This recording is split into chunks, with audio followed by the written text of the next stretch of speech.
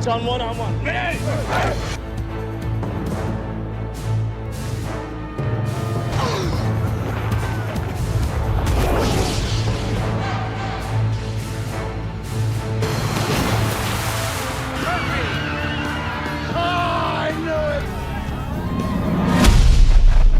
We know physical pain eventually heals, but true glory will always remain. Way back in the year 2000, a gridiron comedy reached theaters looking like pure fun, though the reality behind the scenes was actually far more wild. The Replacements brings us the journey of a squad of completely forgotten athletes, stepping up during a massive walkout to battle for one final opportunity to show they truly belong there. Yet, many fans never realized just how authentic things became once the cameras were rolling. Keanu Reeves, portraying Shane Falco, didn't merely act like a quarterback. He committed to training exactly like a professional athlete would. Actual football veterans were cast for the film. Violent collisions happened on the turf, and several sequences were filmed inside a legitimate National Football League stadium. But that was just the start. From chaotic set stories to unexpected casting, this film hides a few truly unbelievable secrets. So today, let us explore 15 fascinating facts regarding the making of The Replacements. Number 15. Keanu Reeves prepared like an actual quarterback. What you witness on screen in The Replacements might look like standard cinematic magic. Yet behind the polished pocket presence of Shane Falco lies a narrative of sheer grit. To make his performance as authentic as possible, Keanu Reeves practiced as if he were truly joining the National Football League. Before production began, he attended a grueling football camp that mirrored the hardships real pros have to endure. Delta Charlie, right switch, 25 blast. Wait, what was that? That play goes to the left. Correct, that goes right. No, it goes to the left. For 3 weeks, he trained with a former league quarterback and a college coach. It was not just simple drills. He worked on every tiny detail required to lead from the huddle. Picture Keanu in that huddle, learning to call out plays like a 10-year veteran. He practiced taking the snap directly from center, mastering 3, 5, and 7-step dropbacks, while throwing passes to very specific routes on the field. He even learned to hold the ball perfectly for those high-stakes field goals, and received a masterclass in huddle politics, such as how a roster might react when their leader misses a crucial throw. The experience was so intense that Reeves was essentially living as Shane Falco before filming ever officially started. The physical training was incredibly demanding. Reeves took real hits during drills and even suffered a painful nerve stinger injury, which felt dangerous since he had undergone neck fusion surgery just years prior. If you find that impressive enough, he even studied legends like John Elway to capture the ideal spirit of Shane Falco. Reeves emulated the poise and mechanics of an elite passer, ensuring every motion on the field felt like the genuine article. Fact number 14. This movie was actually inspired by the 1987 National Football League strike. Back then, the players went on strike and walked away from the game because they felt underpaid for their work. They fought for better free agency rules. And with the stars gone, the league faced a massive crisis. Every game faced immediate cancellation risks. Lucrative television contracts were in jeopardy, and the fans wondered if football would ever return to their screens. To keep the season alive and prevent financial ruin, the team owners began hiring squads of replacement players. Suddenly, men who had never stepped into the professional spotlight were given a chance to play in real games. Throughout 3 chaotic weeks in October, these temporary rosters were stitched together using athletes from the semi-pro ranks, retired players, and even those who had been cut from teams just weeks earlier. It actually worked. The Washington Redskins, a franchise hit especially hard by that league-wide strike, triumphed in every single game. Despite their superstars staying home that year, that squad won the entire championship, toppling the Denver Broncos in the Super Bowl. Our favorite underdog film drew its soul from this incredible real-life sports history. following the fictional Washington Sentinels as they struggled through a league-wide walkout just like history. They gathered a motley crew of overlooked athletes to find glory. Some moments on screen were actually ripped straight from those 1987 headlines. Take the tension between the quarterbacks. It mirrors the real friction seen then between Doug Williams and Jay Schroeder during that legendary 1987 championship run. Number 13. Even the great Gene Hackman almost walked away from the project. The studio originally envisioned the legendary Gene Hackman as the gritty mentor. Jimmy McGinty.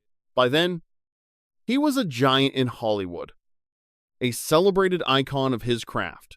With 2 Academy Awards already won, Hackman hesitated to take the role initially.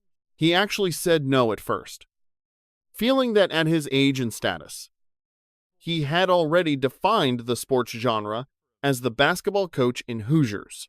He worried about repeating himself or being boxed into a specific coach archetype, especially given how meticulously he chose each and every one of his roles. But the creators wouldn't quit, eventually winning him over by explaining his character. McGinty wasn't the typical screaming, high-intensity coach we often see in these films. Instead, McGinty was a soulful man of quiet reflection who believed in second chances. Life hasn't passed you by. If you perform well, the future remains open. No hollow promises. Shame. But isn't it worth taking one final, bold risk? This new perspective finally won Hackman over, leading him to join the ensemble. When he joined, Hackman brought a certain gravity and heart to the entire set. He became the emotional anchor that held the entire cinematic story together for us. His presence grounded the comedy, making the impossible dream feel entirely real and honest. Number 12. The production cast real former professional athletes as the replacement players. To capture that raw energy, the crew went the extra mile for the fans. They hired actual gridiron veterans to fill out the movie's fictional Washington roster. They needed the hits to look painful and the plays to look truly fast. This satisfied both the casual moviegoer and the most obsessed American football fans. Rather than relying on simple acting or clever camera tricks to hide flaws, they found men who knew how to run patterns and hit like professionals. This choice brought a visceral authenticity to every snap, tackle, and touchdown scene. One of the most vital voices on the set was the legendary Jim McMahon. He was that iconic, rebellious quarterback who once steered the Chicago Bears toward glory. Serving as a consultant, McMahon spent hours on the practice field with the cast. He taught the actors how a true field general commands the huddle and line. Realism did not end there. Many players on the Sentinels and their rivals were actual elite athletes with experience. Because these men were professionals, the director could use wide, sweeping camera shots. They didn't have to hide the action behind quick, confusing edits and cuts. It made the cinema feel like a live broadcast on a crisp Sunday afternoon. Just reach the postseason. Cheers and melodies rise. Hard hits and intense blocking along the scrimmage line. And perfectly timed passing plays brought a cinematic thrill to the screen like never before. At number 11, the football injuries look real because many of them actually were. As I mentioned, the filmmakers hired genuine athletes and seasoned stuntmen with actual professional football experience. These dedicated performers knew every nuance of the sport. When they hit the field, the action felt authentic because it was being performed for real. Every play was meticulously planned to make sure that the entire cast stayed safe throughout. Stunt masters collaborated with the director to design movements based on professional football playbooks. They cleverly tucked extra pads under uniforms, while camera angles captured the bone-rattling intensity without putting the brave performers in any path of danger. Still, football is an unforgiving game, leaving behind a trail of minor aches and bruises. Sore muscles and lingering headaches became common as the performers gave everything during the intense action sequences. Keanu Reeves committed to a grueling training schedule to truly inhabit his quarterback persona. During those practices, he endured several genuine hits from players, simply to ensure that he captured the true gridiron spirit. At number 10, we find that the light-hearted bar scene with the cheerleaders was a late addition during the script rewrite process. It was written in later and shifted the entire emotional feel of the film. Our ragtag group of replacement players, wild and unpolished, clashed with the polished cheerleaders in a way that was both chaotic and hilarious. But it also revealed their souls, proving they weren't just the game's forgotten underdogs. They were a beautiful, mismatched family trying to find their footing within the elite professional football world. During development, writer Vince McEwen explored many different paths for the story through multiple script versions. He focused on rewriting scenes that allowed the team to find their brotherhood away from the stadium lights. They found a way to shine in their own way. The director leaned into these human moments to find a balance between games and the comedic heart of these colorful personalities. 85. The bar scene, alongside moments like the jailhouse dance, gave these misfits a chance to truly step into the cinematic spotlight together. This sudden blend of total madness and genuine bond is exactly why this story remains so much more than just a standard Hollywood sports movie. At number 9, Reeves pushed for a grounded tone. Even though the film is built on hilarious comedy, what remains a secret to many is how Keanu Reeves approached his specific character. He chose a path that was entirely his own. While the rest of the cast embraced the humor, Reeves looked for something deeper. He decided to play Shane Falco with an emotional weight that you typically wouldn't find in such a lighthearted summer sports flick. To prepare, Reeves spent weeks training alongside veteran coaches and former stars of the game. He wanted to truly grasp the mind of a leader.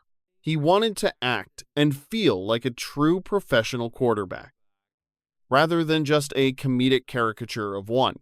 He saw the story of Shane Falco as something quite profound.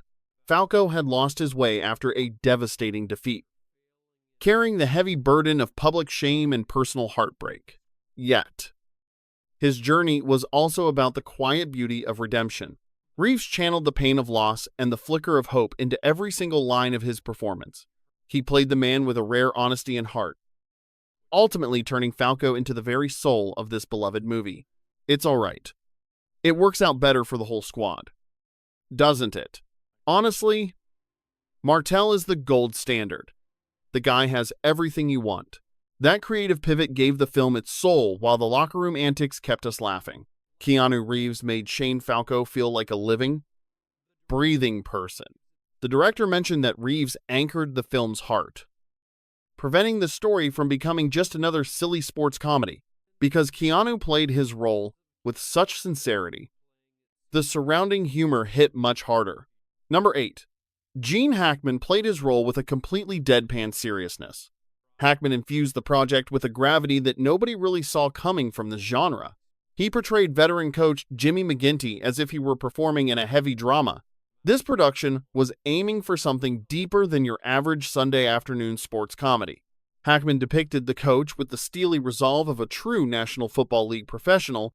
He was a figure of pure discipline, entirely focused on the success of his players. That stoic performance wasn't a mistake or just a quirk of his acting method.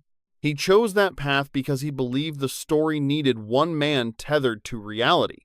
That deliberate artistic choice gave the entire narrative an unexpected sense of emotional weight. Suddenly, the chaos of the misfit players felt earned and far more than just funny. You could really feel that McGinty was a man who lived for giving athletes second chances. He stood in the corner of the forgotten and those the world had dismissed. Hackman's legendary work ethic eventually rippled through the entire cast and the crew. Acting like a true coach, he demanded an intensity that created a brilliant cinematic contrast. His quiet composure stood in sharp relief against the explosive personalities of the rowdy players. It was that specific contrast that made the comedy land with such incredible force. It felt like watching a stern professor trying to tame the loudest class in school. You couldn't help but laugh because he took every single moment so very seriously. What on earth was that? Listen up. I'm the one talking here.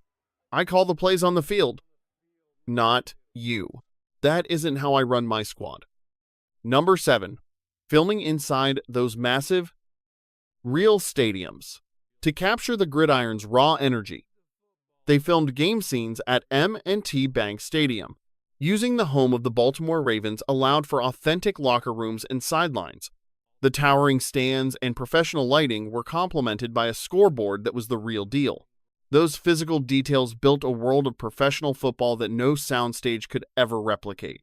Every pass and tackle needed to feel like a broadcast on a typical Sunday afternoon. Achieving that look required the crew to utilize sweeping shots that captured the stadium's scale. They used dramatic angles from above and cameras positioned like a professional National Football League broadcast. Even the actors found themselves swept up in the electric energy of the professional environment. Keanu Reeves recalled that walking onto that turf under those blinding lights was truly special. The roar of thousands of extras and the atmosphere made him feel like a true leader. That authentic buzz helped elevate those moments into something much larger than a simple scene. Just let Morris slip through the line of scrimmage this time. Nobody touches number 16. Let's keep everything clean for the moment. Let him through. Now, on to 2. Ready. Number 6. The language of the huddle was crafted alongside actual professional coaches. Simply being inside a legendary stadium wasn't quite enough for this level of realism. They recruited genuine experts to ensure the cast and crew understood the game's deep complexities. Among the many legends who walked onto that set was the iconic Jim McMahon, a legendary Super Bowl winning quarterback who sat down with the cast to pull back the curtain on how a true field general commands his huddle. These seasoned veterans broke down the intricate, secret language of the gridiron, showing the actors how a simple code could change the fate of an entire drive. It was fascinating to learn that those frantic shouts of colors and random digits were actually precise blueprints delivered under immense pressure. They were calculated signals designed to guide the offense toward the end zone while leaving the defensive line completely in the dark. Keanu Reeves spent countless hours mastering that rhythmic, commanding cadence until he could bark out orders with the confidence of a seasoned professional. He wasn't just reciting lines anymore. He truly carried the weight and the pride of an entire offensive line on his shoulders. That grueling preparation anchored the film in a gritty reality, making every snap of the ball feel like a cherished memory from a Sunday afternoon long ago. The director refused to settle for anything less than perfection because he wanted to honor the actual scabs who took the field during the 1987 strike. This deep dedication to the craft is exactly why they leaned so heavily on the wisdom of men who had lived through the chaos of the league. Moving on to number 5. The way they pieced together the football scenes felt less like a standard sports broadcast and more like a high-octane cinematic thriller. When you revisit those games today, the frantic energy and breakneck speed create a visceral thrill that catches you off guard for a lighthearted comedy. Every drive was assembled with the same pulse-pounding precision as a cinematic war zone, keeping your adrenaline at a fever pitch throughout the film. The editing room became a place of frantic rhythm, using sharp, percussive cuts to keep the momentum of the story moving forward. By jumping between dozens of different perspectives, they managed to bottle the sheer, unbridled lightning of a real, packed stadium atmosphere. You could almost feel the vibration of the turf beneath your feet as those massive linemen crashed together in the muddy trenches. Then, in a heartbeat, the camera zooms in to capture the violent symphony of plastic helmets and heavy padding colliding at full speed. We see the desperate struggle of a halfback clawing for every single inch, only for the camera to suddenly pull back to the heavens. It sweeps across the roaring crowds before diving back into the grime to witness the pure, unedited passion etched on a player's face. The filmmakers were absolutely determined to ensure that despite the laughs, the stakes on that field felt like a matter of life or death. Since actual gridiron warriors and fearless stuntmen were the ones taking those heavy hits, the physicality on the screen was undeniably tangible. This commitment to physical truth created a standard of authenticity that very few other sports movies have ever been able to touch. Combine those punishing hits with a little bit of cinematic wizardry, and you have a legacy that still echoes in the great stadiums of our minds. Let us talk about number 4.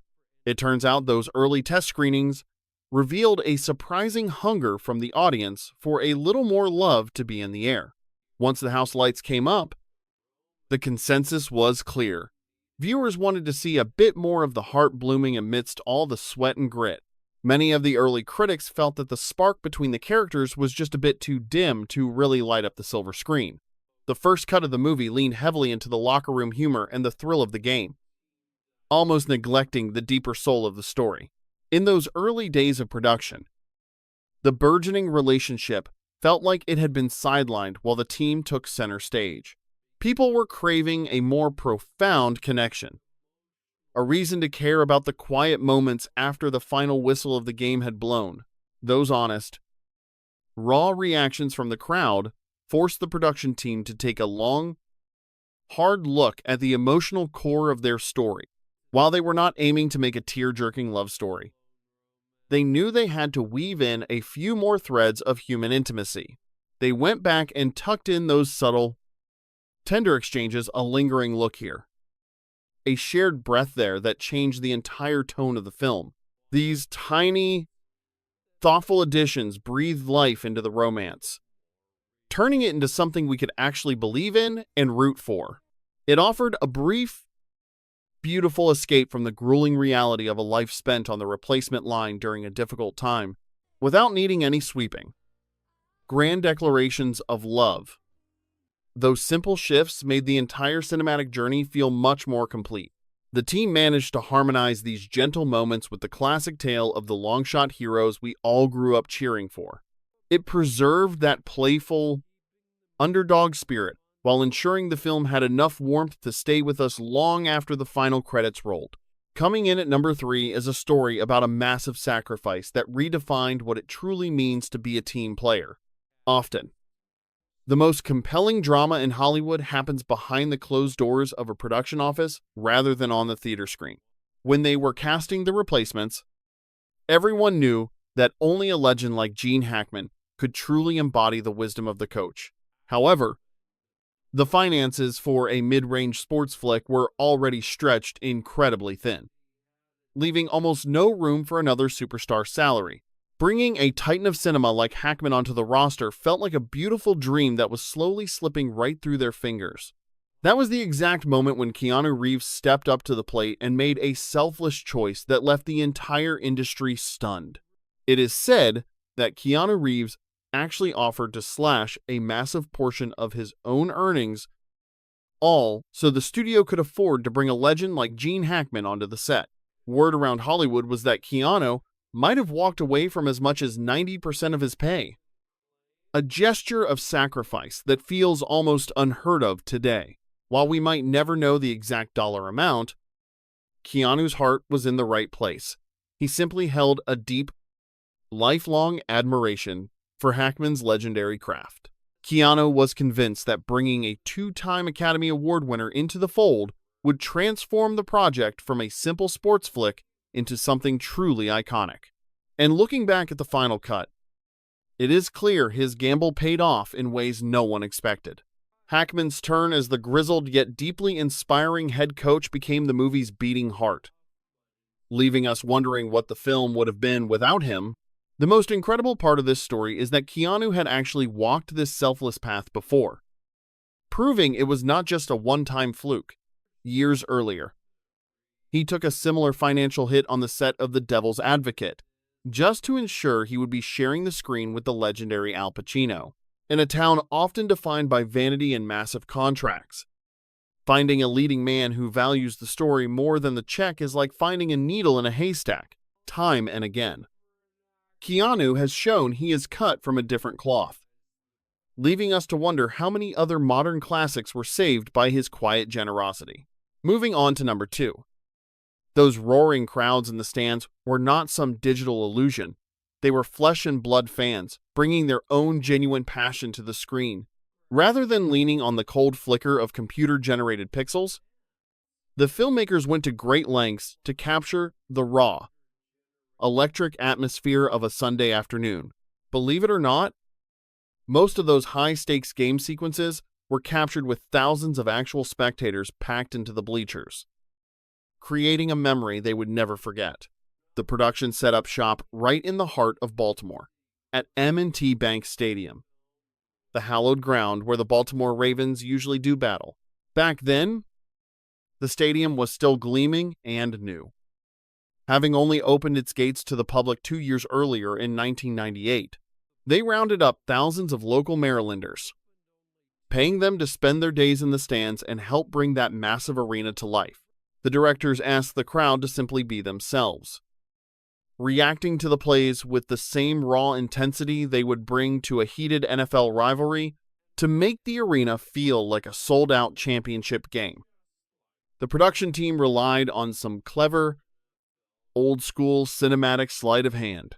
They carefully tucked groups of fans into specific, visible sections of the stadium, ensuring every shot captured the look of a packed house. Between every take, those same groups of people would shuffle to different sections, creating the illusion of a sea of faces stretching across the entire bowl.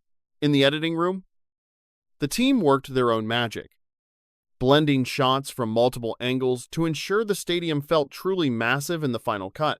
This meticulous process successfully crafted the illusion of a stadium overflowing with fans, capturing a sense of scale that felt entirely real. These old-school techniques were so effective that the game footage ended up looking like a gritty, high-definition highlight reel from a real season. The director was determined to use real people because he knew that the spontaneous energy of a crowd was something you just could not manufacture in a lab. That kind of visceral, unscripted electricity is a rare thing in movies, and it is something that CGI simply cannot replicate. Before long, even the extras were swept up in the drama, losing themselves in the cheers and boos as the touchdowns felt more and more real. They treated every play like a genuine historic moment, leaving us to wonder how many of them forgot they were even on a movie set. At the turn of the millennium, digital effects were not yet sophisticated enough or affordable enough to populate a stadium with believable digital faces. So, by choosing to use live spectators, the filmmakers gave the movie a grounded, immersive quality that still holds up beautifully today. Imagine standing on that turf as an actor, feeling the literal ground shake under the weight of thousands of fans screaming for a win. It is no wonder the game sequences feel so incredibly vibrant on screen, capturing a spark of nostalgia for the way movies used to be made. And for our number one spot, you might be surprised to learn that the NFL actually refused to lend its official support to the production. Even though the film was a heartfelt tribute to the gridiron, The Replacements found itself playing without any help from the biggest league in the world. The league reportedly kept its distance because the story's central conflict felt a bit too familiar and uncomfortable for their liking. The plot followed the underdogs who stepped onto the field when the regular pros walked away during a fictional labor strike. This storyline was a direct reflection of the deeply controversial 1987 strike that had once divided the world of professional football. During that tense era, team owners were forced to recruit replacement players when the regular stars famously refused to set foot on the grass. That mass walkout was born from a bitter labor dispute, leaving a mark on the sport that many people still remember with a sense of unease. It was a sensitive chapter of sports history that the league clearly was not ready to revisit through a Hollywood lens. As a result, the league declined to license any of their iconic logos, team names, or even the official league title for use in the film. But the creative team was not about to let a lack of corporate backing stop them from telling this underdog story. Instead of feeling restricted by the league's refusal, they simply leaned into it, building an entirely fictional football universe of their own. The movie's primary team, the Washington Sentinels, was a total invention. Existing only within the magic of the silver screen, every stitch of those uniforms and every team logo had to be designed from scratch, all to ensure the production stayed clear of any legal hurdles. Even the league itself is never called the NFL in the movie, leaving us with a story that feels like a beautiful, parallel world of what-ifs. It's truly remarkable how they captured lightning, crafting a film mirroring the polished grandeur of legendary studio productions. Does that handmade magic still move you? If this journey touched your heart, tap like to keep our shared cinematic history alive. Please subscribe so you never miss a chance to rediscover the flickering stories that truly defined our collective past. Which classic should we revisit? Share your favorite memories in the comments. Thanks for joining. See you for our next stroll through movie history.